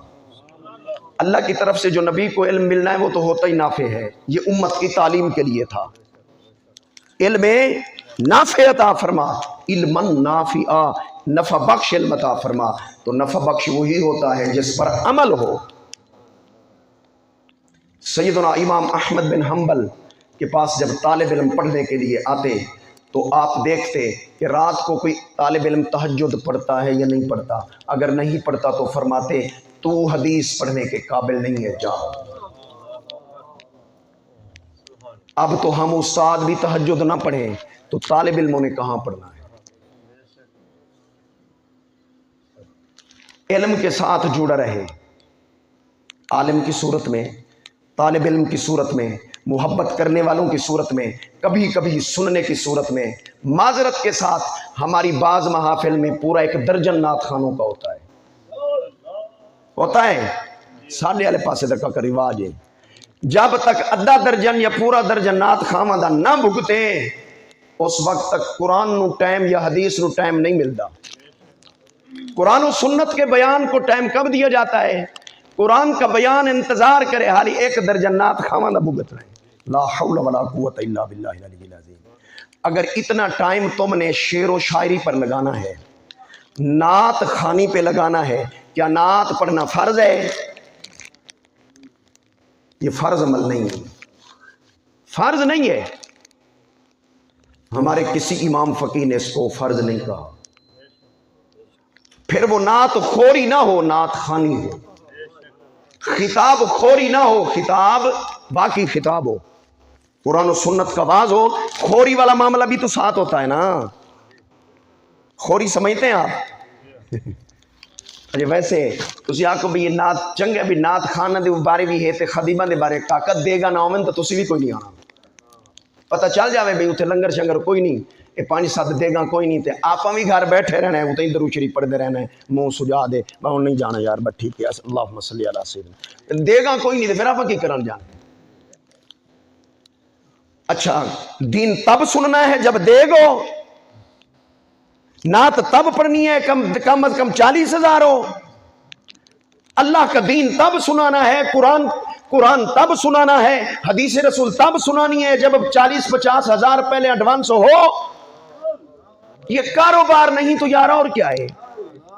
دین کے نام پر کاروبار، جو لے گا وہ جائز بن جائے گا، آخرت میں ثواب نہیں ہے، ثواب نہیں ہے آخرت کے اندر۔ قرآن تو نے پڑھا ہے، تلاوت کی ہے، اس لیے کہ یہ مال ملے گا، نہیں دیں گے تو میں نہیں پڑھوں گا، اس تلاوت کا ثواب نہیں ہے۔ ثواب تب ملے گا جب تو ثواب کے لیے پڑھے گا۔ اب بھی اور واسطے قرآن خوانی کروائیے، 10 طالب علم مدرسے ہی چوں منگوائے نے تے انہاں کبھی تسی 2000 بھی دینے نال، گلاں سب واسطے کھلی ہونی چاہیے نہیں۔ اگر 2000 کے لیے پڑھا جا رہا ہے تو پھر ثواب ہے ہی نہیں، ثواب نہیں ہے تو ابھی اوراں کی بخشش کی میں ہونی ہے، ابھی اوراں کی بخشش کی میں ہونی ہے۔ اون دی روح نو سالے ثواب دیتا ہونا ہے کہ جڑا پڑھے اون دا ثواب بھی ہوئے۔ ثواب کب بنے گا؟ جب نیت ثواب کی ہوگی، جب نیت نوٹوں کی نہیں ہے، جب نیت دیگ کی نہیں ہے، جب نیت اس پیٹ کو بھرنے کی نہیں ہے، نیت یہ ہے یار انہوں نے بلا دیا ہے قرآن کے لیے تو میں نے قرآن پڑھنا ہے اللہ کی رضا کے لیے تاکہ کوئی ثواب ہو اور ان کے جو مرحومین ہیں اللہ ان کی روح تک ثواب عطا فرمائے۔ بالکل باب ایصال الثواب الی المیت، یہ مسلم شریف میں امام مسلم نے باب باندھا ہے، ایصال ثواب کا باب، آگے حدیثیں ذکر کی ہیں۔ قرآن بھی ثواب قرآن پر بھی ملتا ہے، ایک ایک حرف پر نیکیاں ملتی ہیں۔ کب؟ جب اللہ کے لیے پڑھا جائے۔ نماز کا ثواب بھی تب ہے جب اللہ کے لیے پڑھی جائے، ریاکاری درمیان میں آ جائے۔ لوجہ اللہ اگر نہیں ہے، تیری تقریر اگر لوجہ اللہ نہیں ہے، تیری قرات لوجہ اللہ نہیں ہے، تیری نعت لوجہ اللہ نہیں ہے، یہ نوٹوں کے لیے ہے، تو پھر حضرت جی چاولوں کے لیے یا دیگوں کے لیے، پھر اس میں ثواب نہیں ہوگا، پھر یہ ایک دھندا ہے، ٹائم پاس ہو رہا ہے بس۔ آپ کہیں پھر جی واپس جا کر اپنے چک کے امام صاحب بھی تاری تنخواہ ختم، اسی تقریر سنائیں، ہاں تاری تنخواہ ختم، مدرسے میں جو پڑھانے والے استاد ہیں جی ہن تاری تنخواہ ختم۔ جناب علی شریعت کے مسئلے تم نے نہیں بتانے، ہم بتانے کے لیے بیٹھے ہوئے ہیں۔ ایک مہینہ پورا دن رات جس نے آپ کے پاس رہ کر آپ کے بچوں کو پڑھایا ہے اور پورا وقت لگایا ہے، اس کو دیں آپ 10 اور 1 11,000 روپے پورے، اور نعت خاں کو دیں 1 گھنٹے کا 40,000۔ آپ تو بڑے عاشق نکلے، ہم باقی بڑے عاشق ہیں۔ اس نے آ کر آپ کو یا آپ کی اولاد کو دیا کیا ہے؟ دین کا کون سا حصہ دیا ہے؟ کیا سمجھایا ہے؟ یہ حضرت عمر فاروق سے پوچھ لینا، جب آپ خلیفہ امیر المومنین خلیفۃ المسلمین بنے، آپ نے اپنے دور خلافت کے اندر 4,000 مدرسے بنائے۔ کتنے؟ بیٹھے ہو یا وگ گئے ہو؟ 4,000۔ چاچے نواز شریف یا عمران خان نے نہیں، عمر فاروق نے۔ ان کے اندر استاذ مقرر کیے، ان کے وظیفے مقرر کیے۔ یہ تنخواہیں اور وظیفے مقرر کرنا اپنے وڈیاں دا طریقہ ہے۔ ہاں جی یہ جائز ہے، کیونکہ انہوں نے کر کے دکھایا ہے تو یہ جائز ہے۔ ہاں یہ آپ کو نہیں ملے گا کہ فلاں خلیفہ راشد نے، فلاں صحابی نے، فلاں محدث اور امام مجتہد نے کہا ہے، میں تو حدیث تب سناؤں گا جب آپ مجھے 10,000 درہم دیں گے، ورنہ نہیں۔ حضرت حسان بن ثابت نے نبی علیہ السلام سے دنیا کے جانے کے بعد کہا جی اب میں نعت تب سناؤں گا جب اتنے 1000 درہم دو گے۔ میں کوئی تھوڑی عزت آلا ہوں، رسول اللہ دا صحابیاں، ساری بھی تو کوئی عزت ہونی چاہیے، پہلے جمع کراؤ پھر میں سناؤں گا۔ کیا نعت رسول مقبول صلی اللہ علیہ وسلم، یہ طریقہ نہ ادھر ہے نہ ادھر ہونا چاہیے۔ آنے والا اللہ کی رضا کے لیے آئے، آپ میں سے کوئی خدمت کر دیتا ہے تو وہ بھی اللہ کی رضا کے لیے، اگر نیت اللہ کی رضا ہے تو پھر ٹھیک ہے، اگر کچھ اور رولا ہے تو پھر معاملہ خراب ہے۔ حدیث پاک میں ہے، بخاری شریف میں غالباً یہ حدیث ہے، امام منذری نے تو اس کو ترغیب و ترہیب میں روایت کیا ہے۔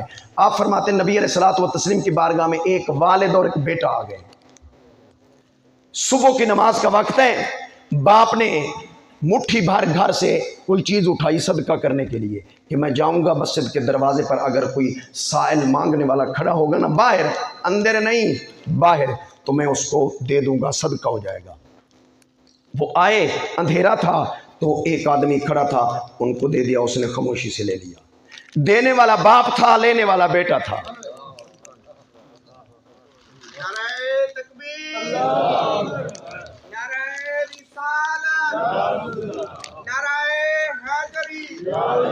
سرکار کی آمد، سونے کی آمد، مدنی کی آمد،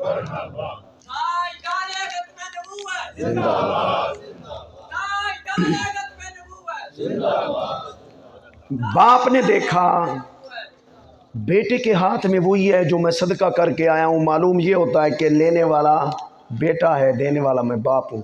سیدھے حضور کی بارگاہ میں دونوں، یا رسول اللہ میں نے صدقہ کیا تھا کہ میں کسی فقیر غریب مستحق کو دوں گا، آگے میرا بیٹا کھڑا تھا، مجھے تو پتہ نہیں چلا، میں نے دے دیا، اس نے چپ کر کے لے لیا۔ ہونے صدقہ حرام ہے یا حلال ہے؟ بیٹے نے بھی کھایا نہیں ہے، ملا جو ہے کھایا نہیں ہے، باپ کی منڈی ہے، بیٹوں واسطے ہی ہوندی ہے اور بیٹیاں واسطے ہوندی ہے، اولاد واسطے ہی ہوندی ہے۔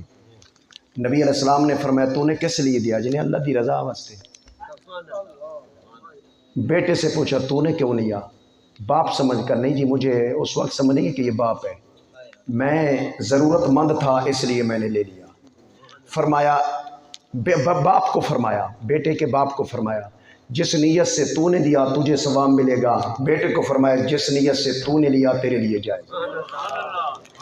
معاملہ نیت پہ آ گیا، اور کاکا تقریر کرانا دی نیت ٹھیک ہے، کوئی مکا نہیں، نات خامی دی نیت ٹھیک ہے، تے قاری صاحب دی بھی ٹھیک ہے، تے نال تواڈی بھی ٹھیک ہے۔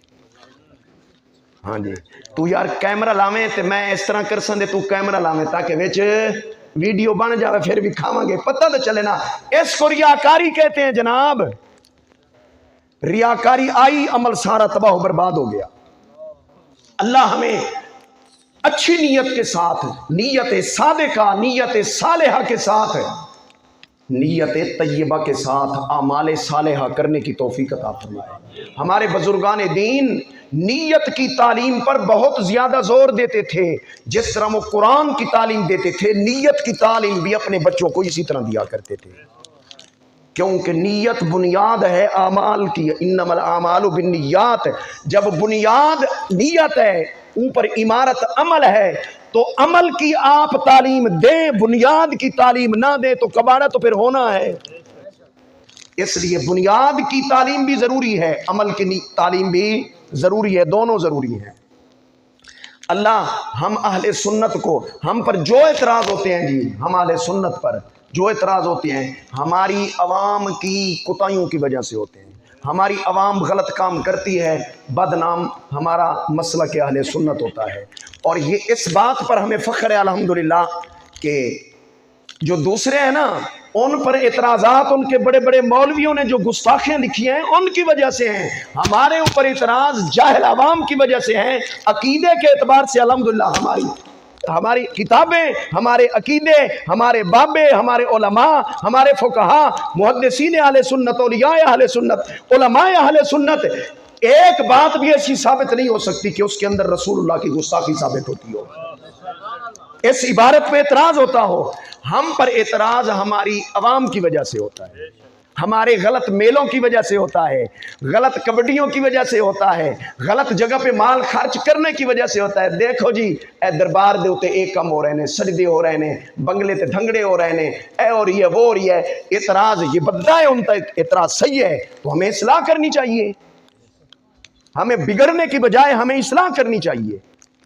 اگر قرآن ہم غلط پڑھتے ہیں تو اس کی اصلاح ہونی چاہیے، اگر نماز غلط پڑھتے ہیں تو ہمیں اپنی اصلاح کرنی چاہیے، اولاد بگڑ جائے تو اصلاح کرنی چاہیے، یہ جانے دیا جائے، مرید بگڑ جائیں اصلاح کرنی چاہیے، جانے دیا جائے، مقتدی بگڑ جائیں جانے دیا جائے کہ امام کو اصلاح کرنی چاہیے، ہاں اصلاح کرنی چاہیے، تو ہمیں اصلاح دی جائے گی تو ہم لیں گے نا، اس لیے اصلاحی بیانات از حد ضروری ہے۔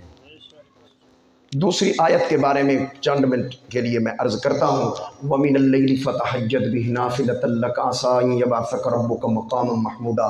میرے حبیب رات کے کچھ حصے میں آپ نوافل تہجد ادا فرمایا کریں، یقیناً آپ کا رب آپ کو مقام محمود عطا فرمائے گا۔ مقام محمود کیا ہے؟ جامع ترمذی کی حدیث ہے، حضرت ابو ہریرہ رضی اللہ عنہ فرماتے ہیں نبی علیہ السلام سے سوال کیا گیا کہ مقام محمود کیا ہے؟ آپ صلی اللہ علیہ وسلم نے جواب ارشاد فرمایا، ہی الشفاعہ، مقام محمود میرا مقام شفاعت ہے۔ نمبر 2، سرکار دو عالم صلی اللہ علیہ وسلم نے ارشاد فرمایا، غزوہ تبوک سے واپس آ رہے تھے، 30,000 کا لشکر صحابہ کرام کا آپ کے ساتھ تھا، ایک جگہ پہ رات پڑی، وہاں قیام فرمایا، صحابہ کرام بھی سو گئے، چند صحابہ کرام جو ہے نا وہ رات کو حفاظت کرنے کے لیے محافظ بن کر وہ پہرا دے رہے تھے اور چکر لگا رہے تھے۔ تمام محافظین کے دل میں ایک جگہ بعد دیگر یہ بات آئی کہ ہم ذرا حضور کے قریب ہو جائیں، ہم ذرا حضور کے قریب ہو جائیں، حضور جہاں آرام فرما ہے۔ تو چلتے چلتے چلتے ساری جمع ہو گئے، ادھر حضور علیہ السلام نے فرمایا تم فلاں ہو، تم فلاں ہو، تم فلاں ہو، یا رسول اللہ جی ہاں، یا رسول اللہ جی ہاں۔ فرمایا تمہیں خوشخبری سناؤں؟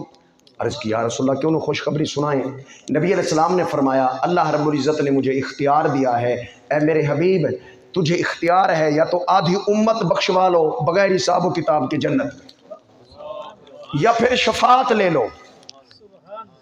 ایک حدیث میں 2/3 کا ذکر ہے، اے حبیب اپنی 2/3 امت کو بغیر حساب و کتاب کے جنت میں داخل کروا دو یا پھر شفاعت لے لو۔ صحابہ کرام جو وہ حفاظت کرنے والے تھے، دوسرے تو سو رہے تھے، عرض کی یا رسول اللہ آپ نے پھر کیا قبول فرمایا ہے؟ فرمایا میں نے شفاعت قبول کی۔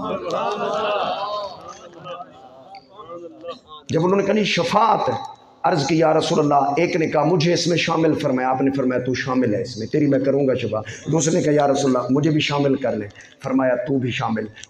وہ شامل ہو گئے، جو شامل اپنے آپ کو کروا کر داخلہ کروا کے دوسروں کو اٹھانے لگ گیا۔ اٹھو نبی علیہ السلام شفاعت میں داخل کر رہے ہیں، حصہ لے لو اور داخلہ کروا لو اپنا۔ نبی علیہ السلام نے دیکھا یہ تو سب کو اٹھا رہے ہیں، 30,000 کا لشکر ابھی کھڑا ہو جائے گا۔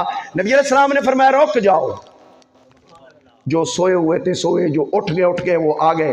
نبی علیہ السلام نے فرمایا سنو، یہ میری شفاعت میرے ہر اس امتی کو پہنچے گی، ہر اس امتی کو پہنچے گی جس نے ایک مرتبہ پڑھا ہوگا لا الہ الا اللہ محمد رسول اللہ۔ لیکن اس کی وضاحت میں عرض کر دوں،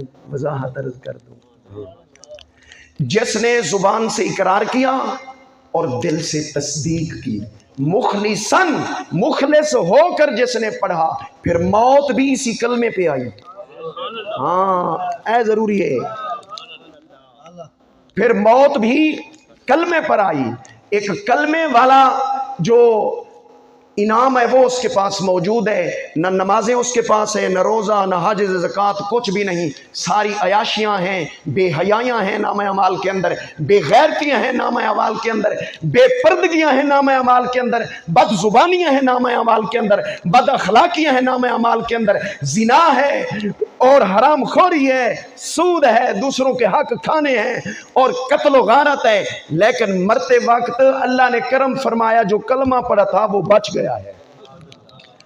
اب عیاشیوں کی وجہ سے تو یہ جہنم میں جائے گا، نمازوں کے چھوڑنے کی وجہ سے تو یہ جائے گا ادھر، یہ دوسروں کا حق کھانے کی وجہ سے، سود خوری کی وجہ سے یہ جائے گا جہنم میں، یہ بدعمالی اس کو جہنم میں لے جائیں گی۔ لیکن کلمہ بچ گیا تھا، اس کلمے کی وجہ سے اب شفاعت پہنچے گی رسول اللہ کی، اور اس کو جہنم سے نکال کر جنت میں داخل کیا جائے گا۔ عوام کے اندر ویسے میں سنے جملہ بڑا کہنے نے او یار مولوی میں ڈران دینے جے رسول اللہ دا کلمہ پڑھ لیا نا اون جہنم میں جانا ہی نہیں۔ اچھا یعنی جہنم میں جانا ہی کوئی نہیں، اچھا جی جانا کوئی نہیں تو پھر شفاعت دی ضرورت ہی کوئی نہیں۔ بھئی جہنم میں جانا نہیں تو شفاعت کی ضرورت ہے۔ بھئی توانو اگر پوری پکی گل ہو جاوے بھئی تسی تھانے نہیں جانا، تھانے دے نہیں جانا تے توانو جڑا نا انہاں بند نہیں کرنا، تسی کسی ایم پی اے دے دروازے دے جاؤ گے یار گال کر متا میں نو پھاڑ لویں، اگر وہ تھانے والے ہی کہہ دیں جی آپ کو ہم نے پکڑنا ہی نہیں ہے، آپ بے ال کے ہو جائیں، پکڑنا ہی نہیں ہے، جو کرتی آئے مرضی کریں، ہم نے آپ کو پکڑنا نہیں ہے، تو کسی وڈیرے کے پاس پھر جانے کی ضرورت ہے، کسی سفارشی کو ڈھونڈنے کی ضرورت ہے۔ اگر پتہ چل جائے بھی ادھر سے ڈالا چلا ہوا ہے، پریشانی تو بننی ہے، ڈالا ٹورا ہوا ہے، انہوں اندر کر دینے، پھر سفارشی ڈھونڈتے ہیں، یا چاہے غلط یا صحیح ڈھونڈتے ہیں۔ جناب جب جہنم میں جانا نہیں ہے تو شفاعت کی کیا ضرورت؟ اس جملے میں شفاعت کا بھی انکار آ رہا ہے۔ جی جہنم میں جانا ہی کوئی نہیں، جناب ٹھیک ہے جہنم میں جانا کوئی نہیں تو پھر کسی دی شفاعت دی ضرورت بھی کوئی نہیں، اے تو پرلے آدھے نے کوئی شفاعت کوئی نہیں، پرلے آدھے نے کوئی شفاعت کوئی نہیں، اور سیدھا شفاعت کا انکار کرتے ہیں۔ تم ذرا راستہ بدل کر شفاعت کا انکار کر رہے ہو، نتیجہ تو وہی نکل رہا ہے۔ لہٰذا شفقت فرمایا کریں، لا الہ الا اللہ پڑھنے والا ہمیشہ جہنم میں نہیں رہ سکتا، لا الہ الا اللہ پڑھنے والا ہمیشہ مخلد فی النار نہیں ہو سکتا، محدود وقت کے لیے سروس ہوگی، کیونکہ تزکیے کے بغیر، صفائی ستھرائی کے بغیر جنت میں داخلہ نہیں ہو سکتا، جنت میں پاک ہو کر داخل ہونا پڑے گا۔ اگر سود والی بیماری لے کر جا رہا ہے، نماز چھوڑنے والی پلیدی تو لے کے جا رہا ہے، اگر بے غیرتی اور بے حیائیاں تو مرنے کے بعد کلمہ بھی ساتھ جا رہا ہے اور یہ بے حیائیاں بھی ساتھ جا رہی ہیں، پھر ان کی دھلائی ہونی ہے۔ اگر یہ بھی اندر اور جنت میں داخلہ یہ نہیں ہو سکتا تو حضور کا مقام محمود کیا ہے؟ مقام شفاعت ہے. اور شفاعت ملی کیسے؟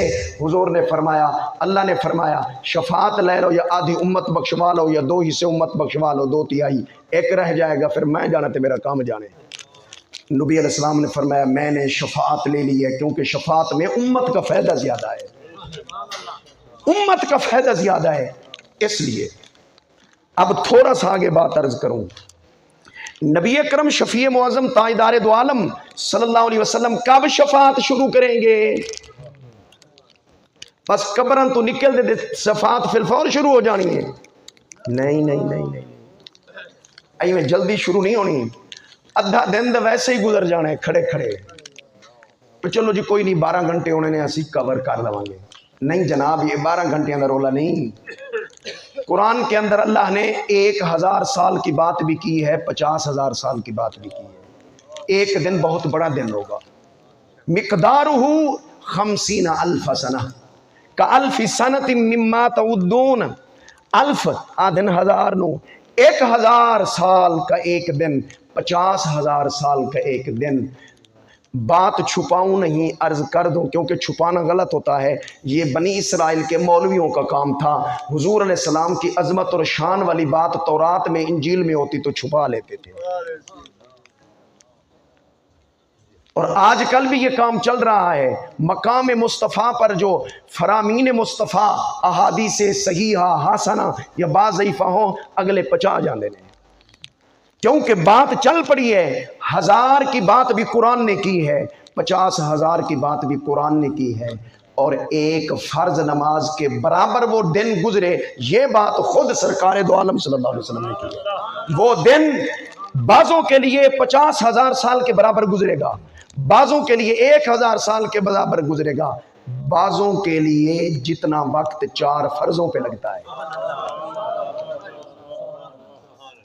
حضور نے 4 فرضاں دی گل کیتی ہے. 4 فرضاں تو مراد 4 فرض وہ 4 رکعتیں ہیں، ورنہ 2 فرضوں والی نماز بھی ہے، 3 فرضوں والی بھی ہے. اگر ہم 3 والی لیں تو بہتر ہے پھر 2 والی لے لیں، کیونکہ 2 والی بھی تو ہے.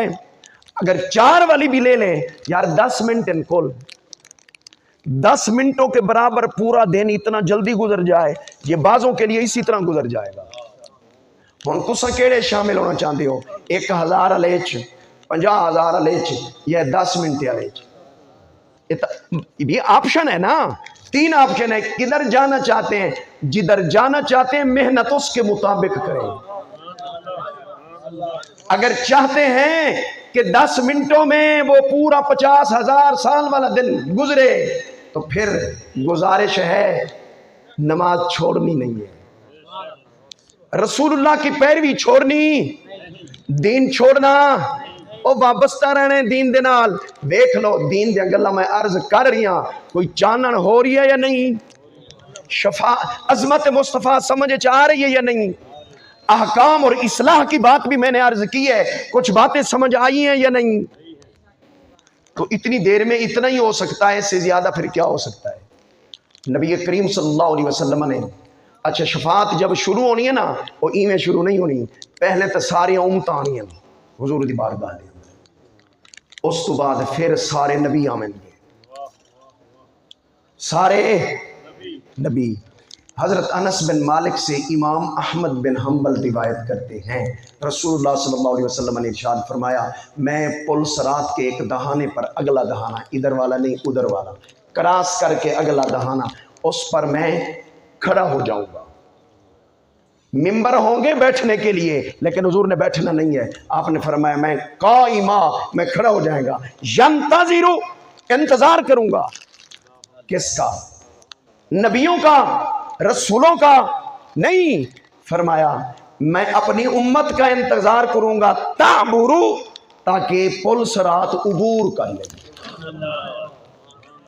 تیرا میرا نبی پل صراط کے دہانے پر کھڑے ہو کر تیرا میرا انتظار کر رہا ہے.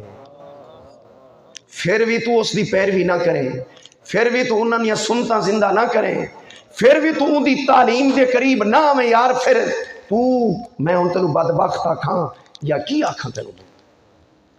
حضور اتنی وفا فرما رہے ہیں، اپنے گناہگار امت سے اتنی محبت فرما رہے ہیں، ممبر اللہ نے رکھوا دیا ہے اپنے حبیب کے لیے، حبیب امت کھڑا ہے، بیٹھ ہی نہیں رہا، انتظار کر رہا ہے یہ عبور کرے۔ اتنے میں فرمایا عیسیٰ علیہ السلام میرے پاس آ جائیں گے، آ کر کیا کہیں گے؟ ہاذہ الانبیاء جاءتک، قرآن دی آیت نال پڑھ دیواں، ولو انہم اذ ظلموا انفسہم جاءوک، ظالمو جب اپنی جانوں پہ ظلم کر بیٹھو تم پھر بخشش لینا چاہتے ہو مجھے رب سے، تو پھر میرے حبیب کی بارگاہ میں آؤ۔ یہ تو قرآن میں حکم ہے، قیامت کا دن ہوگا، امتیں تو سب نے آنا ہے۔ نبی علیہ السلام نے فرمایا، حضرت عیسیٰ علیہ السلام آئیں گے، عرض کریں گے یا رسول اللہ اے سارے نبی بھی تہاڈی بارگاہ چ حاضر ہیں، جاءت کا تواڈے کول ہیں، کس واسطے ہیں؟ یسالونا، کچھ مانگنے آئے ہیں۔ غیر اللہ سے مانگنا شرک ہے، سنا ہے کدی تسی؟ میں تو ویسے سنا بھی غیر اللہ سے مانگنا شرک ہے۔ واہ جی واہ، یہ نبیوں نو مسئلہ پتہ کوئی نہیں ہونا،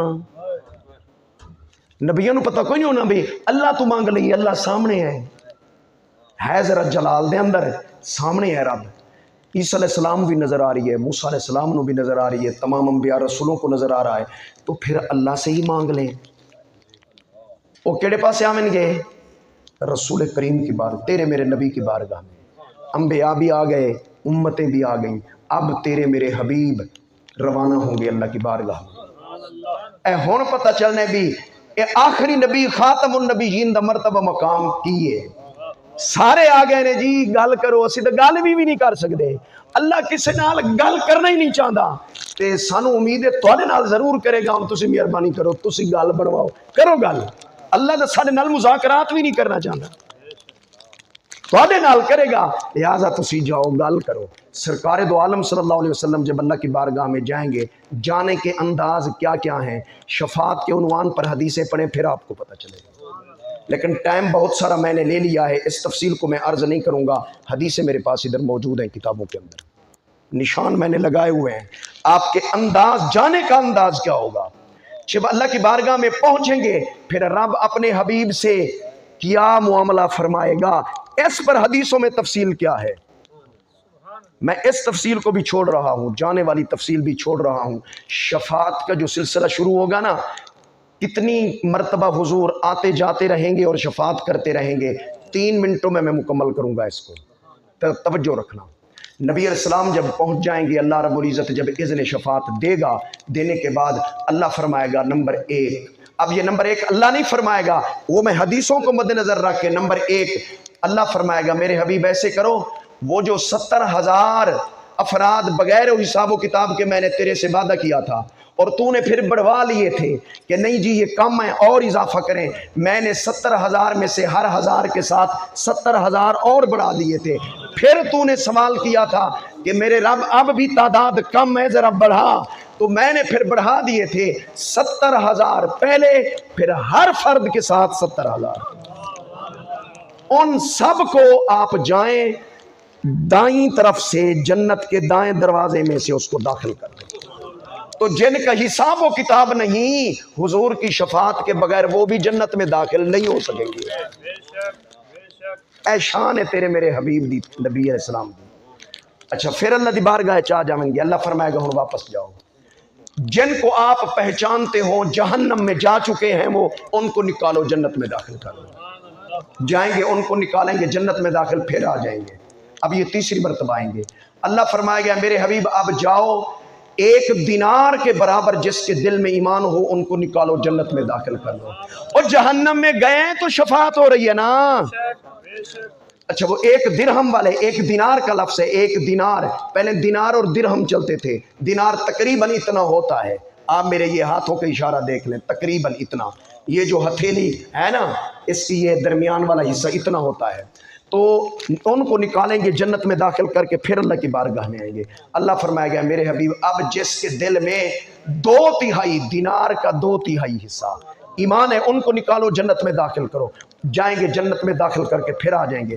اللہ فرمائے گا آدھے دینار کے برابر جس کے دل میں ایمان ہے ان کو نکالو جنت میں داخل کرو. ان کو نکالیں گے جنت میں داخل کریں گے پھر آ جائیں گا. اللہ فرمائے گا جس کے دل میں ایک قرات کے برابر، قرات تا کے ساتھ موٹے کاف کے ساتھ، ایک قرآن علی قرات نہیں، ایک قرات کے برابر ہے، جس کے دل میں ایمان ہو ان کو نکالو جنت میں داخل کر دو. کر کے پھر آ جائیں گے. نبی علیہ السلام نے فرمایا پھر اللہ فرمائے گا میرے حبیب جس کے دل میں جو کے دانے کے برابر ایمان ہے نکالو جنت میں داخل کرو. نکالیں گے جنت میں داخل کریں گے. پھر اللہ فرمائے گا پھر آ جائیں گے. اللہ فرمائے گا آدھے جو کے دانے کے برابر جس کے دل میں ایمان ہے نکالو جنت میں داخل کر دو. آئیں گے نکالیں گے جنت میں داخل کریں گے پھر آ جائیں گے. اللہ فرمائے گا میرے حبیب اب جس کے دل میں گندم کے دانے کے برابر ایمان ہے ان کو نکالو جنت میں داخل کرو. آئیں گے نکالیں گے جنت میں داخل کریں گے پھر آ جائیں گے. اب اللہ فرمائے گا میرے حبیب جس کے دل میں رائی کے دانے کے برابر ایمان ہے ان کو نکالو جنت میں داخل کرو. نکال کر جنت میں داخل کریں گے پھر آ جائیں گے. اللہ فرمائے گا میرے حبیب اب ذرے کے برابر، ذرہ برابر پانی دے دیتا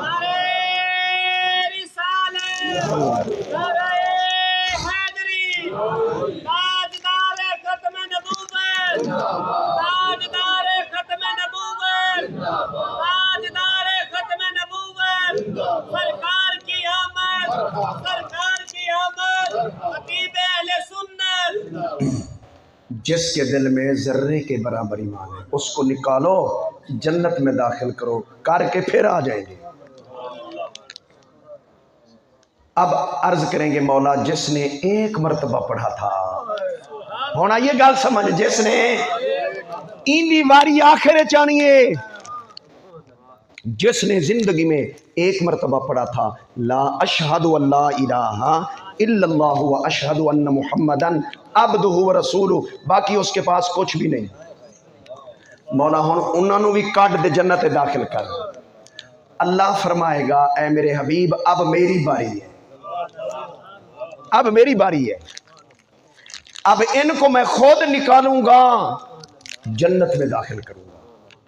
ٹھیک ہے جی. پھر اب اللہ جب چاہے گا اس وقت ان کو نکالے گا. اب کب نکالے گا؟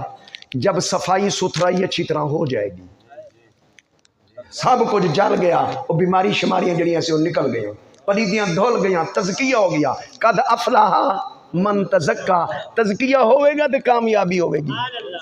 اگر اتھے کر لو تو بہتر ہے، ورنہ تزکیہ آگے جڑا ہونا ہے بڑا جاندار دے بڑا ترکڑا ہونا ہے، لیکن اس تو بچن دی کوشش کرو. اللہ کب ان کو نکالے گا؟ جہنم میں ایک مکالمہ ہوگا.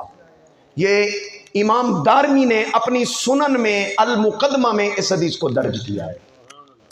مکالمہ کیا ہوگا؟ کافرین مشرکین جہنم میں تانا دیں گے ان کلمہ پڑھنے والوں کو جنہوں نے ایک مرتبہ زندگی میں پڑھا تھا. بس او کاکا کلمہ پڑھن دا کی فائدہ ہویا تانوں؟ تسی اللہ نو من دے ہو وحدہ لا شریک، اسی کوئی نہیں من دے. تانوں بھی چھتر پے رہے نے تے سانوں بھی چھتر پے رہے نے، تانوں کلمہ پڑھن دا کوئی فائدہ ہویا؟ اے مزید پریشان ہو گئے یار گال دا تہاڈی صحیح ہے تے گل ساری سمجھ آ رہی ہے. اللہ سن رہا ہوگا یہ جہنمیوں کا تانا. جب یہ تانا دیں گے اللہ سن کر فرمائے گا مجھے میری عزت کی قسم، میری جلال کی قسم، اب میں ان کو نکالوں گا. اب اللہ حکم دے گا اے جہنم پر مامور فرشتے، مولا حاضر آرڈر فرمائے گا جا جہنم کے اندر جس نے کلمہ پڑھا تھا اور ان کو تانا مل چکا ہے، میں میری رحمت گوارا نہیں کرتی کہ ان کو تانا ملے یہ جہنم میں رہیں، ان سب کو نکالو. نکال لیا جائے گا ان کو. جب نکالا جائے گا تو ان کے جسم کوئلے کی طرح جلے ہوئے ہوں گے. اللہ فرمائے گا ان سب کو لے آؤ نہر حیات میں داخل کرو. ایک نہر ہوگی جو اس کا پانی ہوگا، اس میں جس کو ڈالتے جائیں گے وہ ایسے اگتا چلا جائے گا جس طرح زمین سے گھاس پودے اگتے ہیں. فی الفور جسم تر و تازہ ہو جائے گا، نور و نالا نور ہو جائے گا، تزکیہ ہو گیا، صفائی ہو گئی، ستھرائی ہو گئی. قد افلاح کامیاب. اللہ فرمائے گا اب ان کو جنت میں داخل کر دو. جب جنت میں داخل ہو جائیں گے اب اللہ فرمائے گا اے میرے حبیب ہون تسی راضی ہو وَلَسَوْفَ يُعْطِيكَ رَبُّكَ فَتَرْضَىٰ میں اتنا دوں گا میرے حبیب تم راضی ہو جاؤ گے۔ حضرت علی رضی اللہ عنہ فرماتے ہیں نبی علیہ السلام نے فرمایا جب میرا کوئی بھی امتی جہنم میں نہیں ہوگا سارے نکلوا کر جنت میں داخل کروا لوں گا، اب اللہ فرمائے گا میرے حبیب راضی ہو، میں عرض کروں گا ردیتو اے میرے رب میں راضی ہوں۔ اچھا ہوں اگلی گال بھی سن لو، اے جڑے آخری ٹولہ جنت جانے نا، جنت میں انہوں ایک تانا ملنے، جنتی ان کو بھی کہیں گے اے جہنمیو، جہنمیون کے لفظ موجود ہیں، یا ایوہ الجہنمیون، اللہ فرمائے گا جنتیو اب تو یہ جنتی بن گئے ہیں، اب بھی تم ان کو جہنمی کہہ رہے ہو، اب ان کو جہنمی نہیں کہنا، یا اللہ پھر ان کو کیا کہیں؟ اللہ فرمائے گا ان کو کہو اے اللہ کے آزاد کردہ اوتقاء اللہ، اے اللہ کے آزاد کردہ، یہ اللہ کے آزاد کردہ ہیں اور پہلے والے رسول اللہ کے آزاد کردہ ہیں۔ گل ایک ہے، رسول دی اللہ دی گل ایک ہی ہے، بس وہ شان دکھانا چاہ دے، آخر والیاں نو خود چھوڑے گا باقیاں نو نبی تو چھڑواوے گا تاکہ پتہ چلے بھی نبی کچھ کر سکتا ہے یا ایک گل سمجھ اتھے بڑی آنی ہے۔